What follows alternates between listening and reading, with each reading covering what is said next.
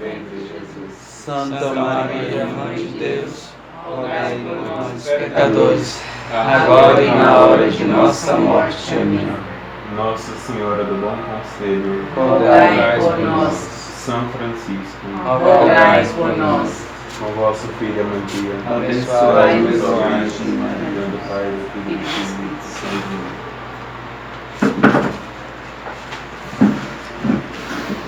Bom,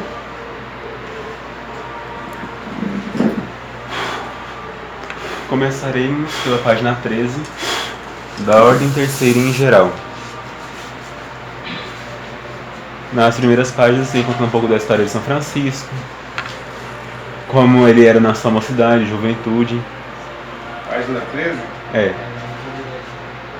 E, como os senhores já leram, as suas virtudes, a inspiração que buscou para fundar as suas ordens. A ordem primeira, a ordem segunda está faltando no livro e tem a ordem terceira depois, que é a mais importante desse livro. Portanto, vamos começar por aqui, da ordem terceira em geral. O que se entende por ordem religiosa? É um definido modo de vida religioso daqueles que se esforçam para alcançar a perfeição evangélica. Como o reverendo disse mais cedo, a ordem religiosa não é um conjunto de homens e mulheres santos. São homens e mulheres que buscam a cada dia a santidade. Tanto que o religioso não é obrigado à perfeição, mas ele é obrigado a pelo menos buscar alguma coisa da perfeição, a tentar a perfeição, cada dia mais, a tender para a perfeição. E o que vem a ser a Ordem Terceira de São Francisco? É uma congregação para seculares, aprovada pela Igreja, uma ordem que procura a santificação de seus membros mediante a aderência à primeira ordem de São Francisco, seguindo o regulamento por ele dado. A ordem terceira é um conjunto de pessoas que eram no passado leigos e que não podem entrar em uma ordem religiosa.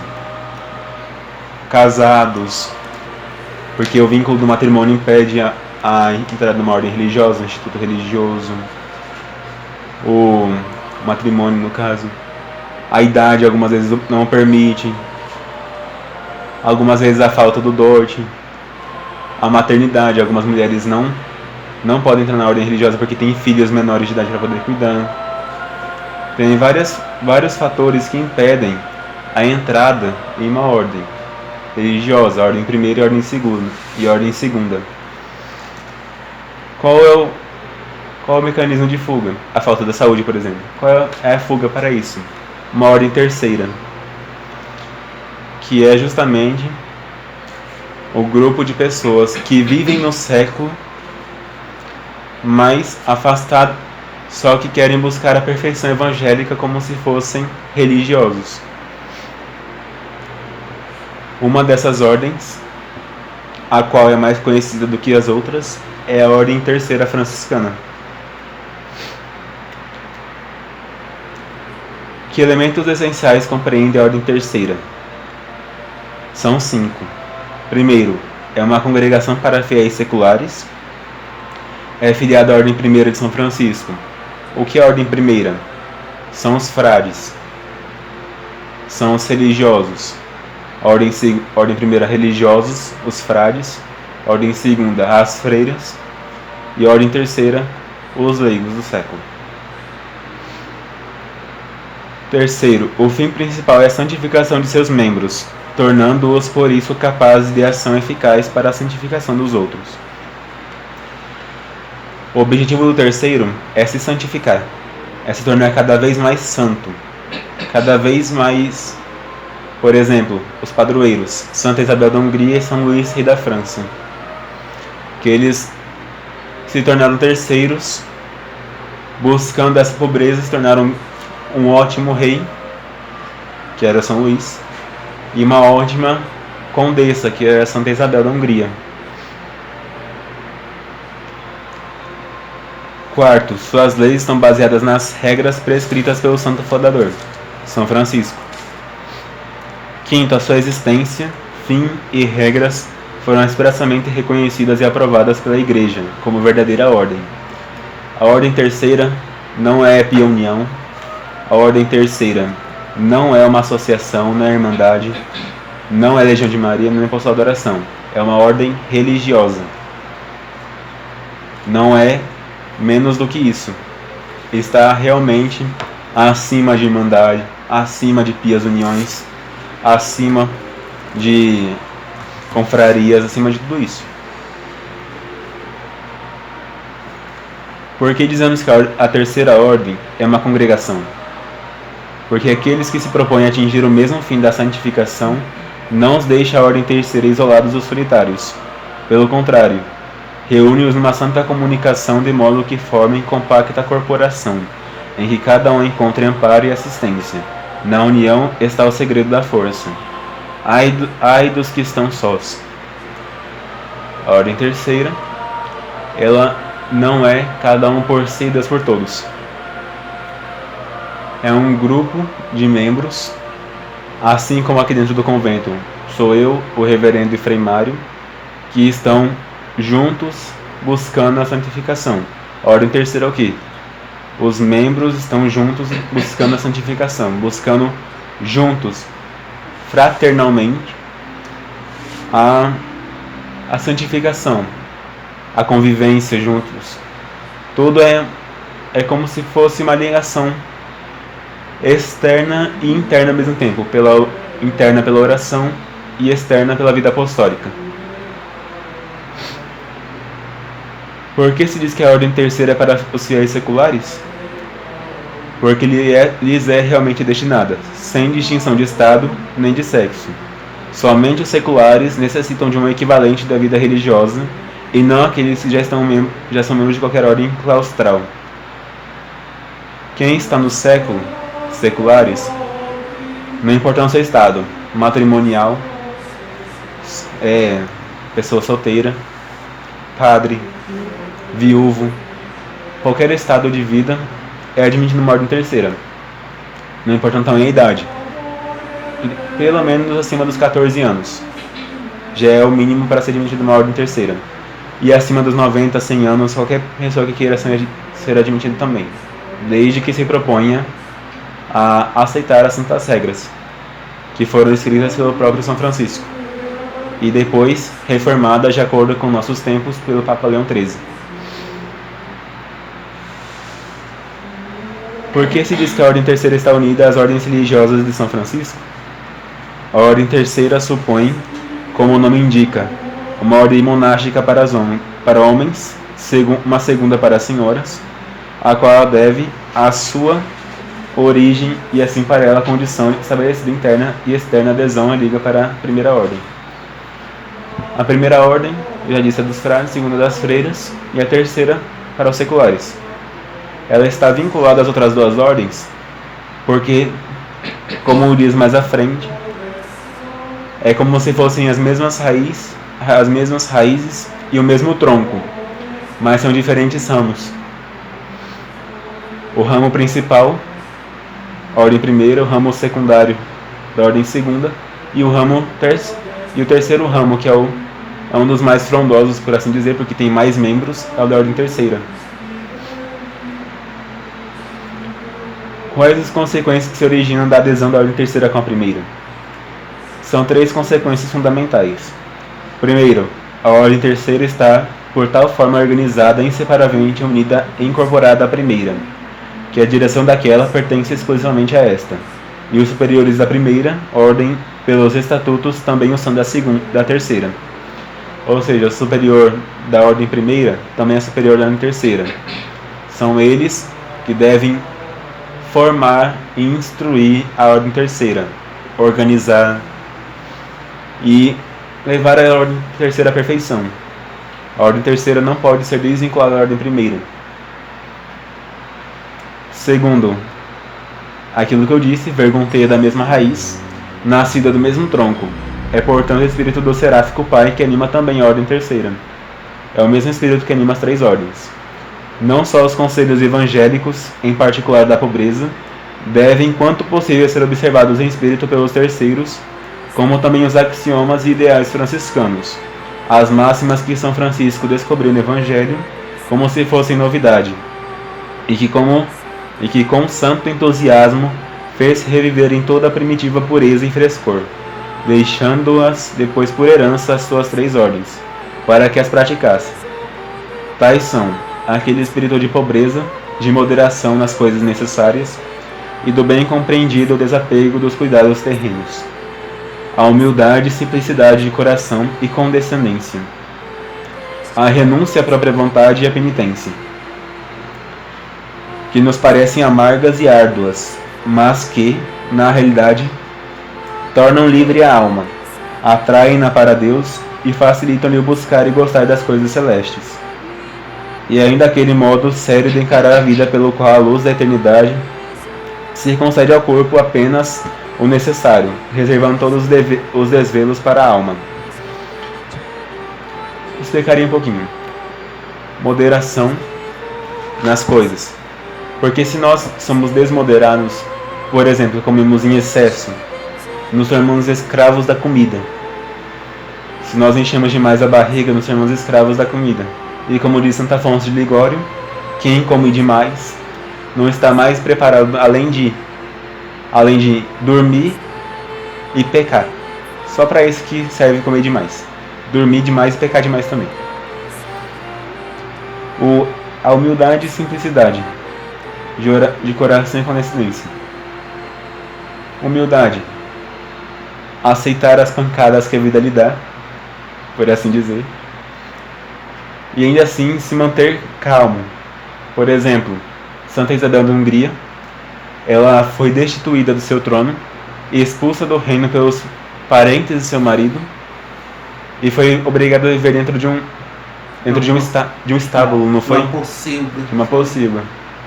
E ainda assim se manteve calma, como se nada lhe tivesse acontecido, como se ainda tivesse seu trono. Ainda mais, ela ainda entrou na igreja cantando um tendeu, como se aquilo fosse a coisa mais gratificante que lhe houvera acontecido na vida. A renúncia à própria vontade e a penitência. Renúncia à própria vontade. Hoje eu quero dormir mais um pouquinho na cama, porque estou um pouco mais cansado. Mas já é o horário de levantar. Então eu vou me levantar para poder cumprir meu ofício. Hoje é segunda-feira, mas ontem eu dormi tão tarde, queria dormir até umas 7 horas. Mas eu tenho que acordar às 6 da manhã, porque segunda-feira é de trabalho, eu tenho que cumprir minhas obrigações. Se eu sou homem, tenho que cumprir a minha obrigação com a minha esposa e com meus filhos, sustentando-os, trabalhando para que eles tenham o necessário e mantendo a casa em estabilidade. Se eu sou mulher, tenho que levantar-me cedo para poder cumprir meu estado, preparar o café da manhã, por exemplo, para o marido que vai trabalhar, preparar os filhos para as aulas, se não vão para a aula, ao menos instruí-los em casa sobre a vida cristã e ajudá-los em suas lições. É uma pequena penitência. São Pedro de Alcântara, maior ainda, falava que a maior penitência para ele era acordar, era a mortificação do sono. E ele foi o maior asceta do sono, dormia somente 1h30 por dia. São Pedro de Alcântara, grande asceta do sono. Ele dormia à noite sentado e encostando a cabeça no toco de madeira para não perder a hora de se levantar. Quando estava frio, ele abria as portas da cela, tirava o hábito, que era a única proteção que tinha contra o frio, depois fechava a porta e colocava o hábito por cima, para mortificar o corpo no frio, para ajudá-lo no sono, a combater o sono também. Fazia grandes jejuns, mas era ele. Deus o incumbiu de ter uma vida penitente. A nós cabe ao menos as pequenas penitências, como diz Santa Teresinha. Santa Teresinha aguentava o quê? O batido do terço no banco pela aquela irmã velha que ficava batendo o terço ali durante a oração mental, que ela ficava irritadíssima com aquilo, mas ela aguentava. Mas ela falou bem assim: aguentarei com a minha pequena mortificação. Aquela religiosa mais velha, que a destratava muito, a madre superiora que a destratava muito, o convívio com aquela irmã que não gostava dela, a preferência dela por essa irmã, as próprias irmãs de sangue que ela tanto conhecia, tanto amava. Eram essas pequenas penitências que nós podemos fazer no dia a dia. Evitar as murmurações, fugir daquelas pessoas que murmuram. O que é a murmuração? Falar demais da vida alheia para outras pessoas. Ficar de fuxico, por assim dizer. Evitar calúnias. Não deixar a mente desocupada. Se parou o serviço, pega um terço para rezar. Se já acabou o rosário, comece a estudar. Busca sempre manter a mente ocupada, o corpo ocupado. Se não aguenta mais estudar, busca fazer alguma outra coisinha. Pega uma tesoura para molar, uma máquina para costurar, uma agulha para bordar. Manter sempre a mente ocupada e o corpo ocupado. Já é uma pequena penitência que nós podemos fazer. Toda penitência nos parece amarga e árdua. Quem gosta de acordar de manhã bem cedo? Se todo mundo pudesse dormir até as 10 da manhã, meio-dia, perdia a manhã inteira. Quem gosta de dormir mais cedo também? A maioria das pessoas hoje em dia gostam de gastar as noites em noitadas, bebendo num bar, numa boate, gastando dinheiro que poderia ser usado em casa, com coisas alheias. Não que de vez em quando uma recreação com os amigos em algum lugar seja proibida, mas com moderação. Como diz alguns santos, o que é pecado não é o beber, mas é embriagar-se. Por exemplo, São Bento colocou em sua regra que aos irmãos, para evitar os achaques, uma dor de cabeça, tomassem somente uma êmina de vinho, que é um ou 2 dedinhos, para que não se embriagassem. É o limite que ele permitia. Na Idade Média, durante a época da peste negra, foi inventada a cerveja para quê? Porque a água estava contaminada. Então 2 santos, cartuchos, inventaram a cerveja. Por quê? Porque a água já era impossível de beber. Toda a água era impotável. Então a cerveja foi criada para quê? Porque a fermentação acabava com a bactéria, o vírus, que causava a peste bubônica. Mas, se não é necessário alguma coisa, evitar o máximo possível. Já é uma penitência. Se eu gosto de beber, não vou beber hoje. Vou beber amanhã. Vou beber nunca. Vou deixar quieto. Vou evitar o máximo que eu posso, porque é uma queda fácil para mim. Se eu gosto de comer demais, vou fazer agora, colocar somente uma colher de arroz, uma colher de feijão, uma colher de farinha no meu prato. Vou comer só aquilo para evitar, para restringir aquele vício que eu tenho. Hoje, por exemplo, eu comi demais. Repeti uma pratada de comida ali.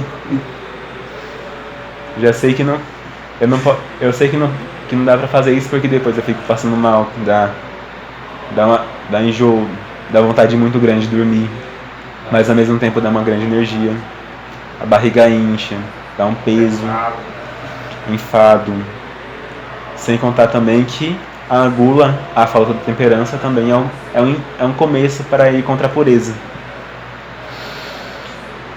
Essas pequenas penitências do dia a dia são as que nos ajudam a alcançar mais a Deus.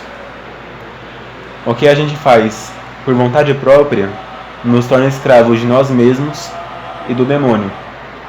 O que nos livra de nós mesmos e do demônio é o que nos leva para Deus. Dessa forma, nós alcançaremos aquela luz que nos leva para Deus. É a severidade de costumes que induz o homem a abandonar a estrada larga para trilhar corajosamente a vereda estreita. A estrada larga é a que conduz para o inferno.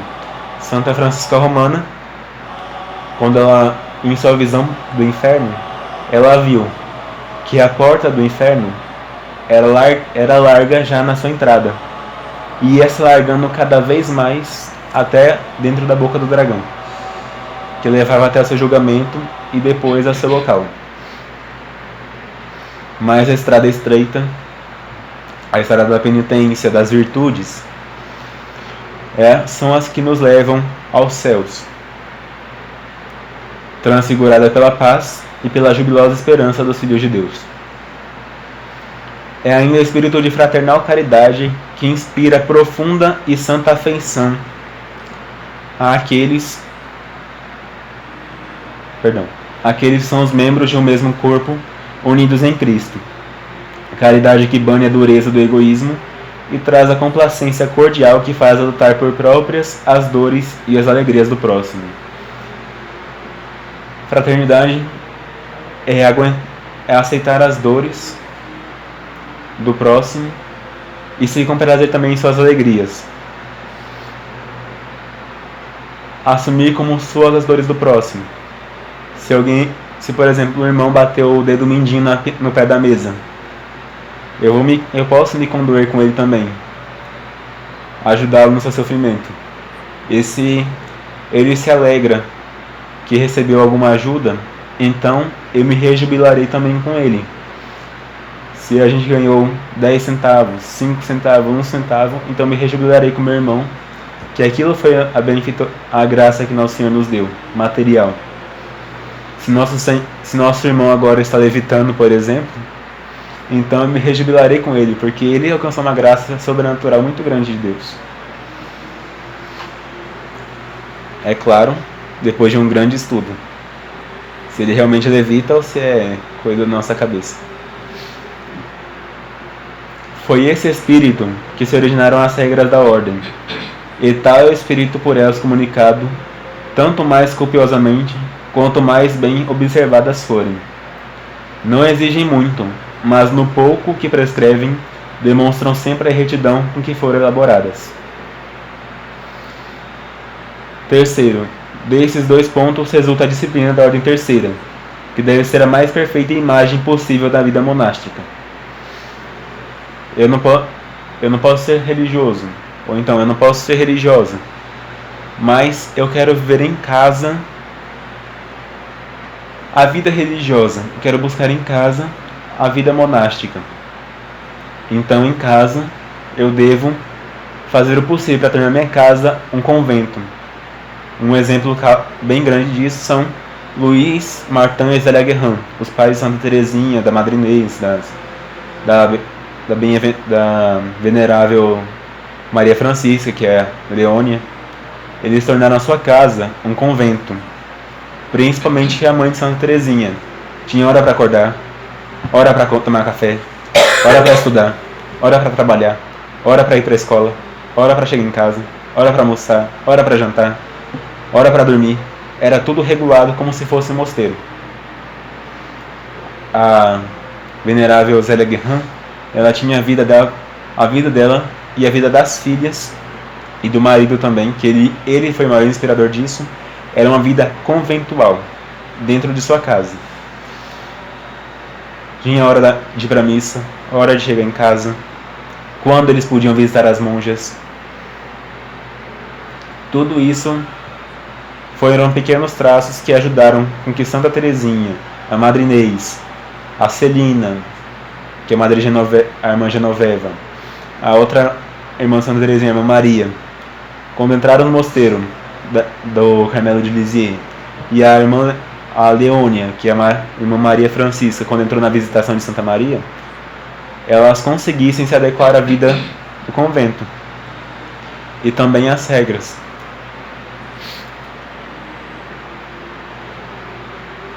Os terceiros recebem o hábito, assim como a tia Esmerina usa o hábito dela ali. Na missa, na santificação do domingo, ela também usa um hábito quase como se fosse uma religiosa. O terceiro franciscano também tem um hábito, assim como o religioso, a religiosa, mudando um pouco os aspectos. Fazem noviciado, fazem profissão, têm sólidas regras de vida como os religiosos da primeira ordem. Além disso, a direção confiada à ordem dos menores exerce vivificante influência sobre os irmãos terceiros. Os superiores são os que infundem vida e atividade a toda a corporação, de modo que possa atingir a seu fim, segundo as disposições do fundador e da Igreja. Tal escopo é obtido por meio da doutrina, advertência e admoestação, imposição de penitências e pela vigilância e direção. Enfim, como exercido nas reuniões da ordem, nas visitas canônicas e em outras ocasiões. A doutrina de sempre, como instruída primeiro nos catecismos, como São Pio X, Catecismo do Romano, os pequenos catecismos, e depois nas cartas papais, bulas, encíclicas, também nos direcionamentos de bispos, direcionamentos de padres. Santo Afonso de Ligório, por exemplo, é um grande autor da moral, escreveu sobre a moral cristã e como devemos segui-la. Ele escreveu sobre a vida religiosa, a vida do sacerdote, a vida da religiosa. Escreveu cada traço de cada vida, a vida do leigo, sobre as glórias de Maria. Então, cada coisa Santo Afonso de Ligório escreveu um pouco. E ele é uma grande orientação assim para nós, nosso cotidiano. Ele nos orienta na nossa vida, tanto leiga quanto religiosa, quanto sacerdotal, e nos conduz assim a uma perfeição maior. É uma recomendação muito grande que eu dou, é Santo Afonso de Ligório. E também Filoteia de São Francisco de Sales, que é a devoção no mundo exterior. A devoção que é, como ele mesmo chama, a chama ardente da caridade. Enquanto a caridade nos instrui a alcançar um pouquinho, a fazer a cumprir esse ou aquele mandamento, a buscar essa ou aquela virtude, a devoção nos faz sempre buscar cumprir os mandamentos da lei de Deus e da Igreja, e sempre buscar as virtudes. Quanto mais difíceis forem, quanto mais penosas forem, alcançando assim a perfeição, tanto no século quanto na vida religiosa. A essa ação dos superiores deve corresponder por parte dos terceiros a docilidade, a submissão e a obediência, a que se obrigam explicitamente quando professam, se bem que não seja sob pena de pecado nem por voto. O terceiro franciscano, o terceiro, tanto faz a ordem, ele deve obediência e submissão ao superior religioso, da ordem primeira. Mas não são obrigados a isso sob pena de pecado nem por voto, porque os votos do terceiro são mais simples do que o do religioso, por assim dizer. Mesmo assim, é um vínculo muito grande de perfeição obedecer sempre ao superior religioso, porque ele também nos instrui à perfeição, assim como os santos do passado nos instruíram, assim como o diretor da Madre Mariana, Jesus Torres, os diretores de Santa Teresa, como o padre Jerônimo Graciano, entre outros. Floresce a ordem terceira para maior bem de seus membros da sociedade, quando existe boa disciplina religiosa.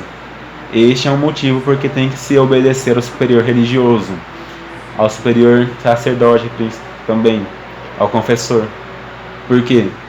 Porque a vida em sociedade se torna muito mais fácil e o bem espiritual e corporal de seus membros é muito mais proveitoso quando a disciplina religiosa está em vigor, quando há uma observância estrita das regras.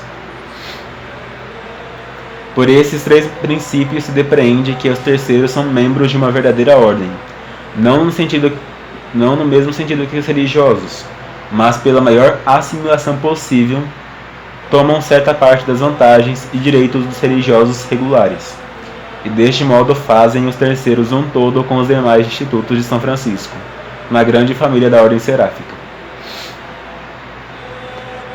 As regras são um pouco diferentes na ordem terceira franciscana. A ordem de São Francisco, ele foi, por assim dizer, um separador bom das coisas. A ordem primeira deixa uma regra, Santa Clara, com a aprovação dele, deixa uma regra para a ordem segunda, e para a ordem terceira deixou uma terceira regra: ordem terceira secular, ordem terceira regular. Coisa que as outras ordens não fizeram. A ordem carmelita é a mesma regra para todos os 3 ramos. Os dominicanos, a mesma regra para todos os 3 ramos. Os beneditinos, todas as outras ordens são a mesma regra para todos os 3 ramos. São Francisco ele fez diferente. Ele compôs uma regra para cada ramo que ele pôde, e Santa Clara compôs uma regra para suas religiosas. Por quê? Porque São Francisco ele queria deixar uma vida muito mais rígida para o religioso, uma vida rígida a seu ponto para as religiosas, e uma vida um pouco menos dura para os leigos. Se formos olhar a regra de São Francisco não bulada, nós aqui não poderíamos nem ter um convento. Deveríamos ser mendigos de fato, viver nas ruas, agir como se fôssemos mendigos, morando na rua, dormindo na rua, entrando nas igrejas somente para rezar, não buscar apoio assim financeiro em nenhum lugar, o que mudou um pouco depois da regra bulada. Mas São Francisco, na questão da pobreza, era rigidíssimo.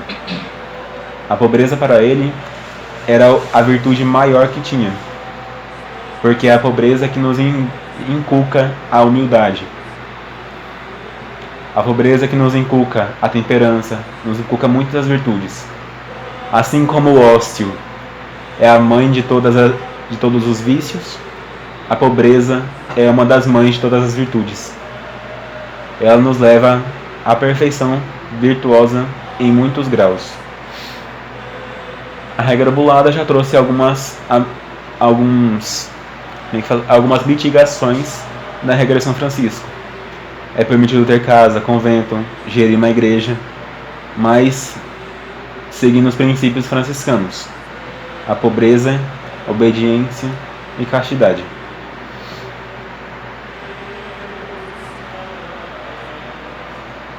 E a ordem terceira tem a regra mais própria para o estado de vida que o leigo ocupa. O homem não pode deixar de trabalhar e sustentar a família. Seria falta de caridade para com a família. A mulher não pode deixar de cuidar dos filhos e viver como se fosse uma religiosa em casa ao todo, como se fosse uma Clarissa ao todo. Seria descaridade para com os filhos e com o marido. Os filhos não podem agir como se fossem mendigos no meio da rua, como os franciscanos, porque seria uma desonra aos pais. Por isso a ordem terceira tem uma regra diferenciada das ordens primeira e segunda. Qual o desígnio da ordem terceira? É o mesmo da primeira: a própria santificação e a zelosa cooperação para a salvação do próximo, o apostolado. São duas coisas distintas, mas com um único fim, pois esses empreendimentos não estão independentes um do outro. Quem se santifica ajuda a converter os outros. Se eu sou santo, como por exemplo São Francisco de Jerônimo, pregando sobre o inferno, consigo converter uma cidade inteira. Se eu sou santo, eu consigo muito mais fácil converter uma pessoa do que se eu fosse mundano. Se eu busco me santificar a cada dia mais, então eu consigo mais facilmente inculcar a virtude nos outros do que se eu fosse um viciado. Da mesma forma fala no livro da Selva, de Santo Afonso de Ligório, de que adianta o padre, como é que o padre conseguiria levar muitas almas para o céu se ele vai descer direto para o inferno? A alma dele deve estar tão preparada para o céu quanto a daqueles que ele conduz para o céu. Deve ter uma preparação contínua, muito mais rígida do que, por exemplo, a de um leigo, a de uma religiosa. O padre, Santo Afonso fala que tem que ser perfeito em tudo. E o religioso, o leigo, ao menos aspirar à perfeição, de acordo com o seu estado.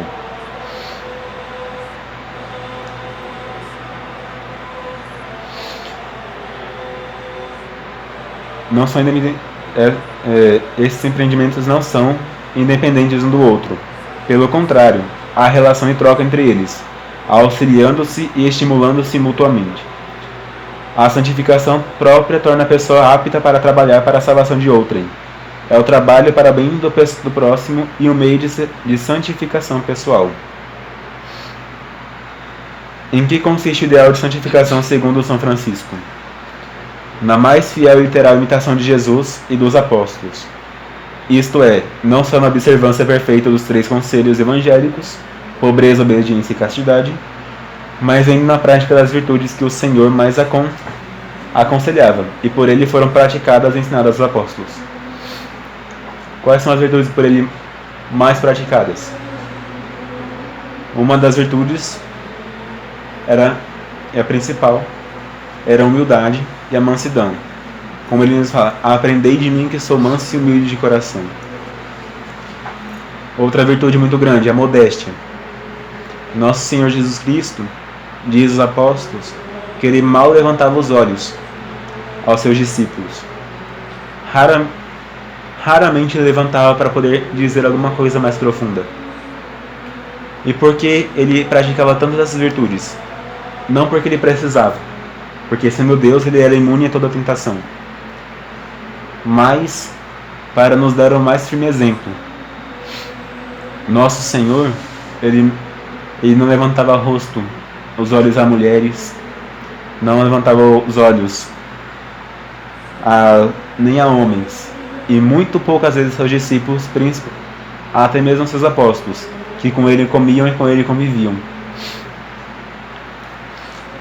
Os apóstolos, da mesma forma, depois que nosso Senhor Jesus Cristo ascendeu aos céus e eles receberam o Espírito Santo, agiram como se fossem outros Cristos na terra. Tanto que por isso que eles dão aquela ideia, ao mesmo tempo, de congregação de ordem religiosa, congregação religiosa e sacerdote, porque o sacerdote tem que buscar a perfeição em alto grau. E em congregação religiosa, porque eles aspiravam à perfeição e os religiosos aspiravam à perfeição da mesma forma do que eles. Da mesma forma o terceiro franciscano, que é um religioso. De que modo, pois, alcançarão os terceiros, geralmente falando, a própria santificação? Primeiro, pela observância dos conselhos evangélicos, em espírito, intenção e desejo. A todos foi dito, bem-aventurados os pobres de espírito. Não junteis tesouros na terra, mas ajuntai tesouros no céu. Não tenhais demasiado cuidado de vossa vida, com que haveis de comer ou de vestir. Quem quiser vir após mim, renuncie a si próprio, tome a sua cruz e siga-me. Bem-aventurados que têm coração puro. O tempo é breve, o que resta é para aqueles que são casados, sejam como se não o fossem. Aqui o Padre Rodrigo ele fala bem assim: não é que, sendo eu casado, devo deixar minha esposa de lado, ou eu casado não devo deixar meu marido de lado, mas não ser apegados nem a um nem a outro, porque algumas pessoas algumas vezes entendem ao pé da letra, podem entender ao pé da letra, o marido largar a esposa, entrar esse clandestinar dentro do mosteiro, a esposa largar o marido e se clandestinar dentro do convento de freiras, e não é assim que as coisas funcionam. Ser casado, agir no estado matrimonial, mas não dá aquele apego assim demasiado, como o reverendo fala, se apegar somente a Deus, ao esposo, à esposa, somente nos limites daquilo que é possível.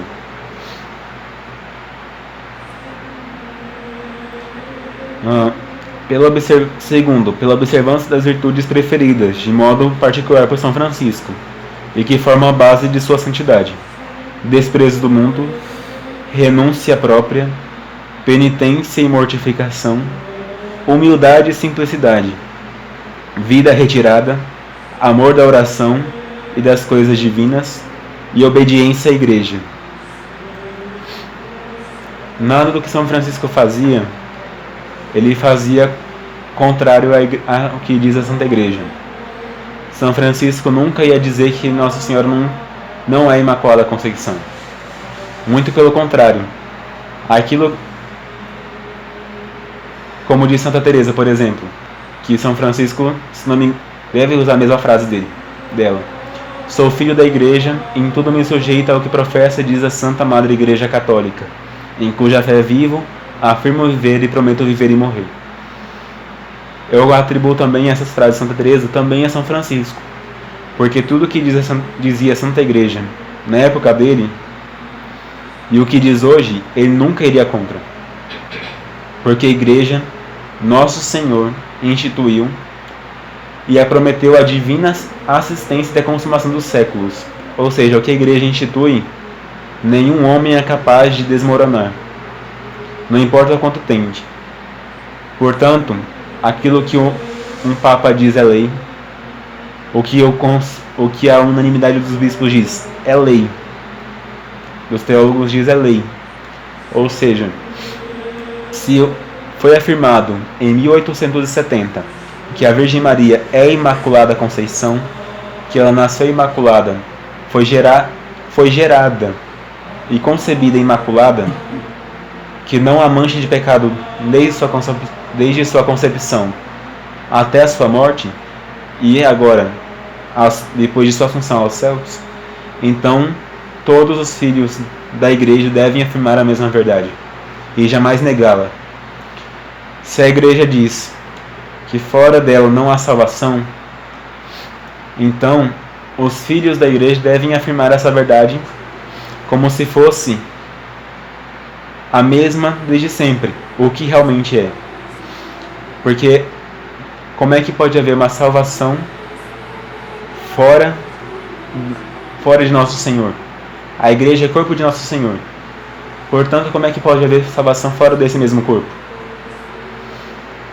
Mesmo aqueles que se salvaram fora da Igreja, foi porque no final da vida se uniram a ela, desejaram o batismo, tiveram uma contrição perfeita de todos os seus erros.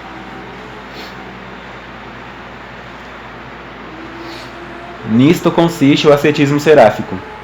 Sem esses elementos não há perfeição de vida, cujo apogeu consiste na perfeição do amor, servindo-lhe as demais virtudes de apoio e manifestação exterior.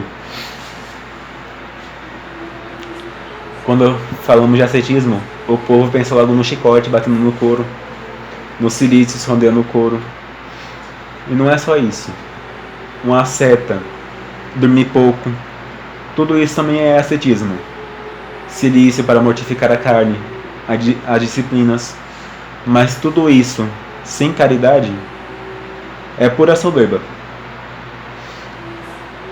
O ascetismo, das pequenas penitências às grandes, todos esses ascetismos devem ser unidos ao amor, principalmente ao amor seráfico.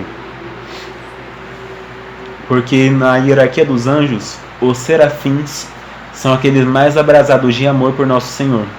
Portanto, devemos buscar e aspirar sempre esse amor seráfico, como fez São Francisco e o conseguiu. Tanto que é chamado o serafim encarnado, o serafim chagado. Todos os títulos de São Francisco envolvem quase sempre um serafim. O terceiro franciscano deve aspirar às virtudes de São Francisco. Então, a primeira virtude que se deve aspirar é justamente esse amor seráfico. Esse amor tão grande por Nosso Senhor que chega a inflamar até mesmo a carne, até mesmo a transparecer na carne, como fez alguns santos. Principalmente o mais conhecido de todos, São Francisco, que foi impresso no seu próprio corpo as chagas nas mãos, nos pés e nos flancos.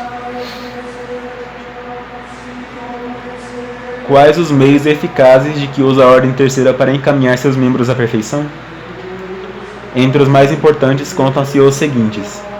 Primeiro, a união dos terceiros entre si e o convívio em que cada membro encontra amparo e estímulo.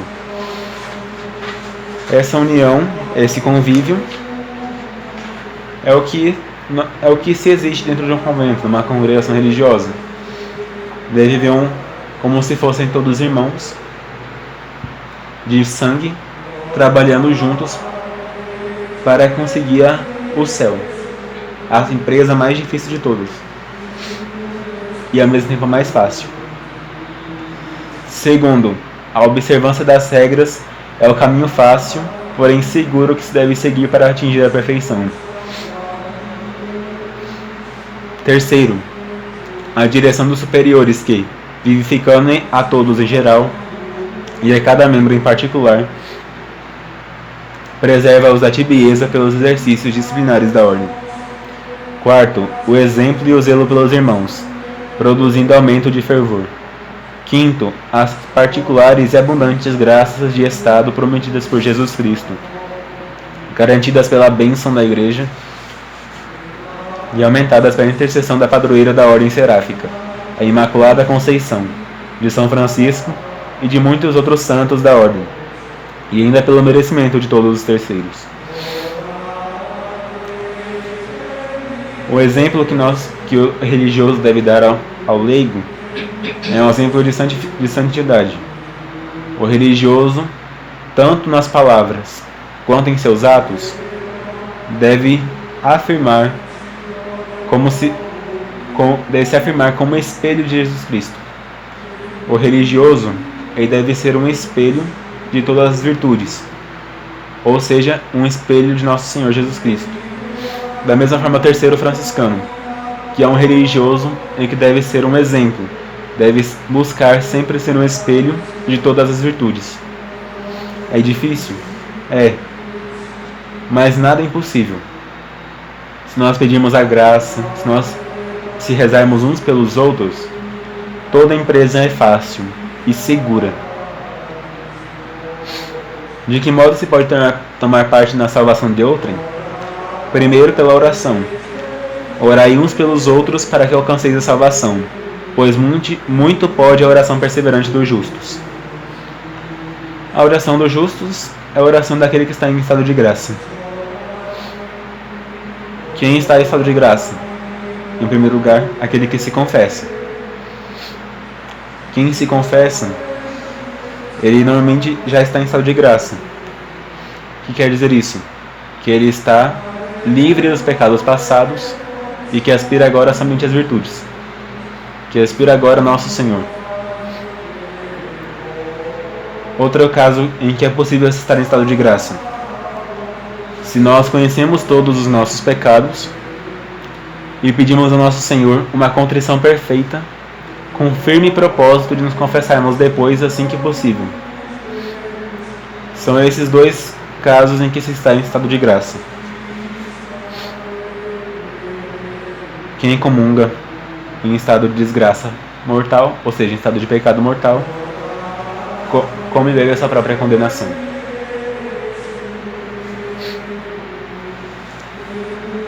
Pelo exemplo, grande potência e eficaz apostolado da virtude e da santidade. Que a vossa luz brilhe diante dos homens, a fim de que vejam as vossas boas obras, e louvem o vosso Pai que está no céu. Segui o bom caminho entre os pagãos, para que eles vejam vossas boas obras e louvem a Deus no dia da provação.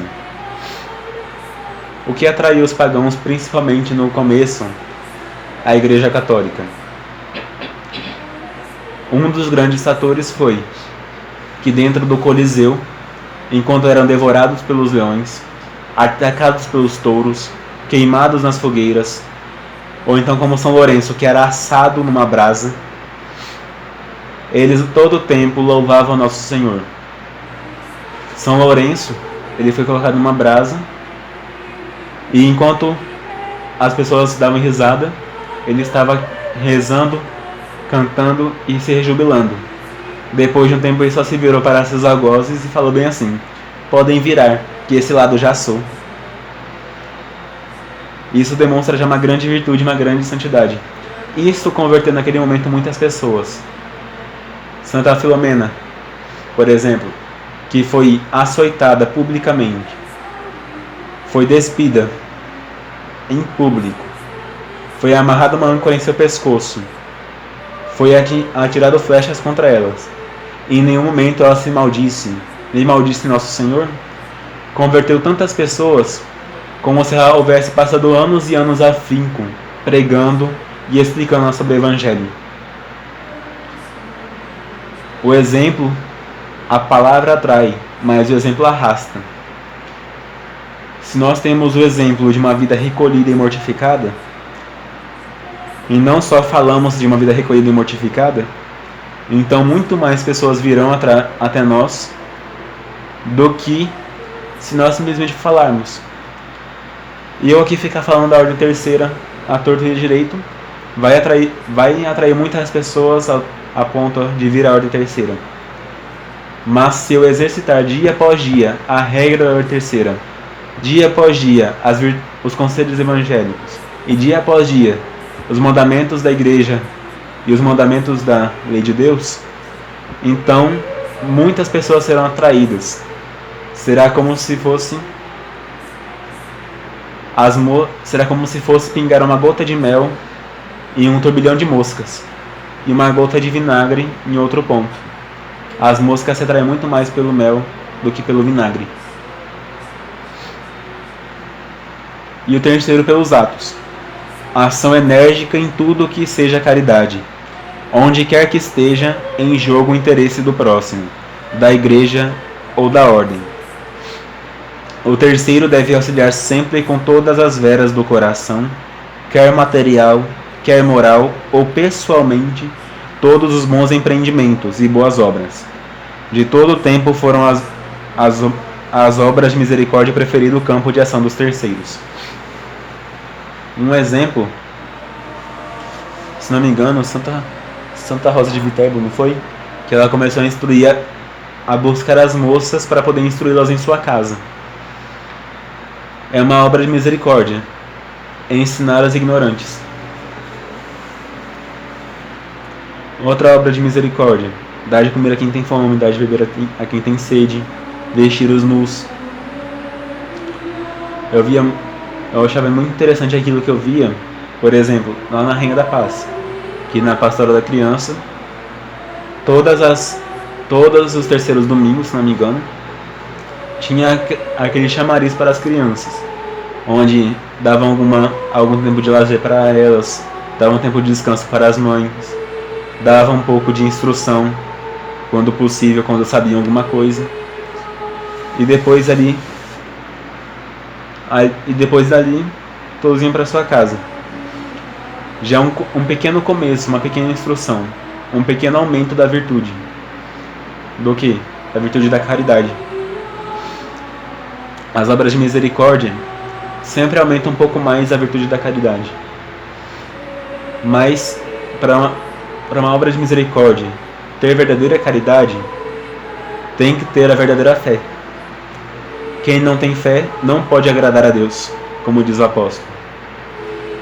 De que adianta eu dar todos os meus bens aos pobres se eu não tenho a fé? Não vai acontecer nada. Eu só vou ficar cada vez mais pobre. No entanto, se nós temos a verdadeira fé, nosso Senhor sempre providencia.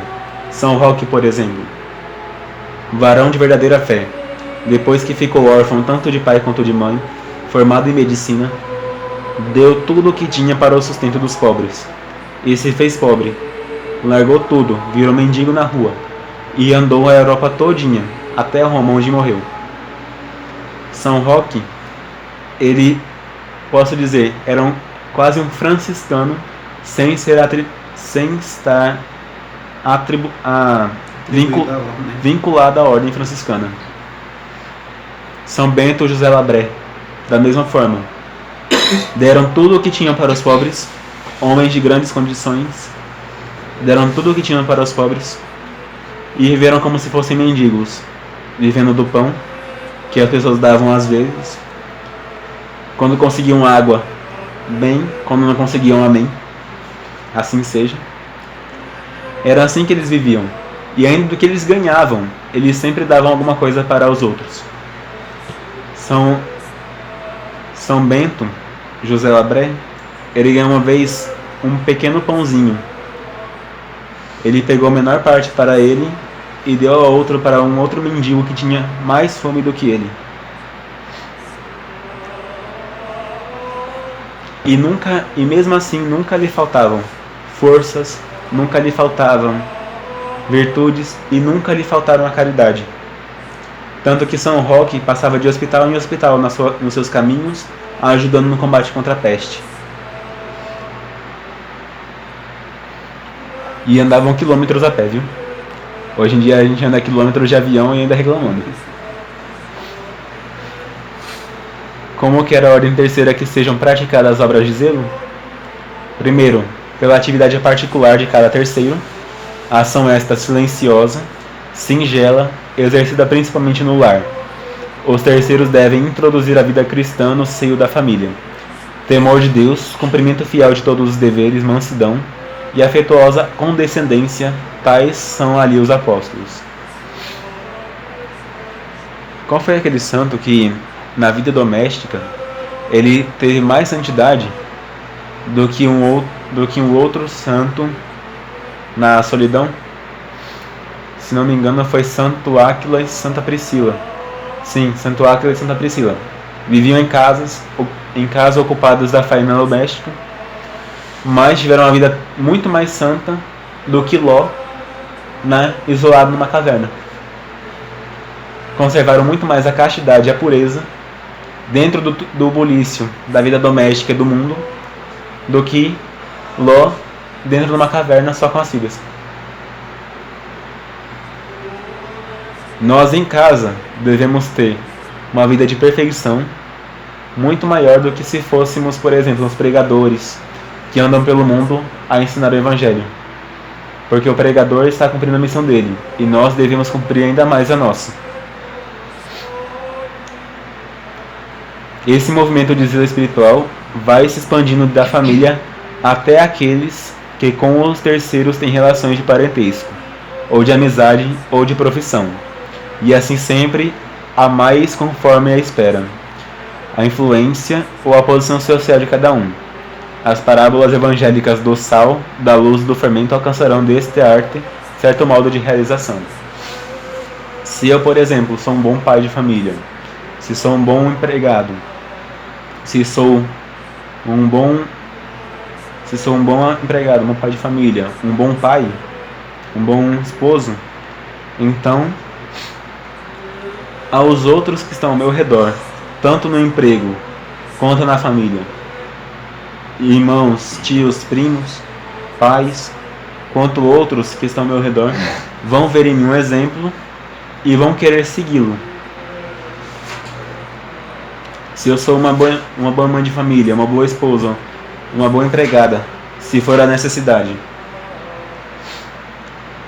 e ali eu viver uma vida cristã perfeita, então eu atrairei muito mais pessoas junto comigo para Deus do que se eu vivesse atribulada com outras coisas e perdesse meu tempo com picuinhas.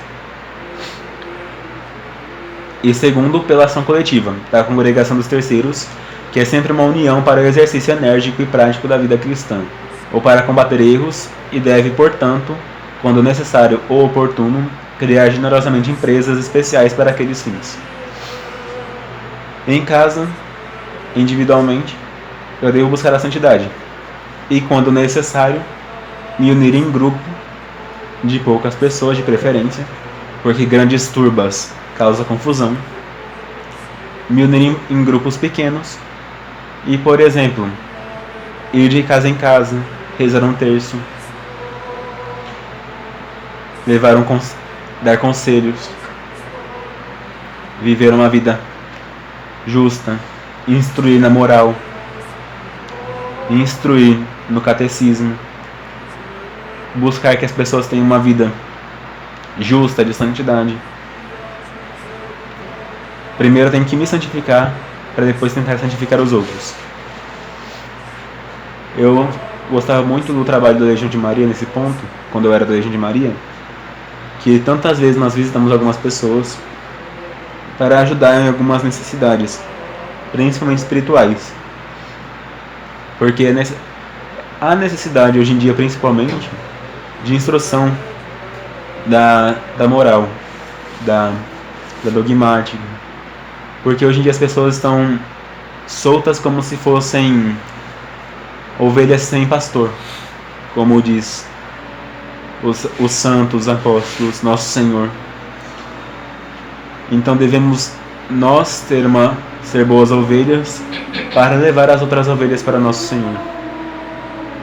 Sendo assim, alcançaremos muito mais virtude, muito mais graça, do que se ficássemos, como diz alguns, todo o tempo rezando dentro de casa. Que a oração é necessária, mas a fé sem obras é morta, como fala São Tiago. Devemos, portanto, sempre buscar praticar as boas obras. Terceiro franciscano, tantas obras de misericórdia, corporais quanto espirituais. O religioso também não deixa de ter essas obrigações. E a religiosa também. Cada um de acordo com seu estado. O casado não pode sair por aí evangelizando o mundo afora e deixar a esposa passando fome, como eu já vi alguns casos acontecerem. O homem deixava a esposa em casa, gastava não sei quantos mil reais todo mês, quantos milhares de reais todo mês, ficava fora de casa, deixava a esposa passando fome, os filhos passando fome, sem o mínimo necessário. Cadê a virtude daí? De que adianta falar palavras bonitas e não agir? Já vi casos de algumas mulheres, não todas, que deixavam a casa vários dias só, os filhos ali à deriva, o marido tendo que comer, o marido tem que fazer tudo sozinho. O casal deve se santificar juntos. É para isso que serve o matrimônio. Se eu sou casado, como diz o São Paulo, devo esmerar-me para cuidar de minha esposa e do mundo. Se eu sou solteiro, então eu posso me cuidar cada vez mais das coisas de Deus. Porque se eu moro só, se eu sou solteiro, se eu sou religioso, então eu tenho mais liberdade para fazer algumas coisas que se eu fosse casado não tenho liberdade. Assim sendo, Ave Maria Puríssima, sem pecado concebida.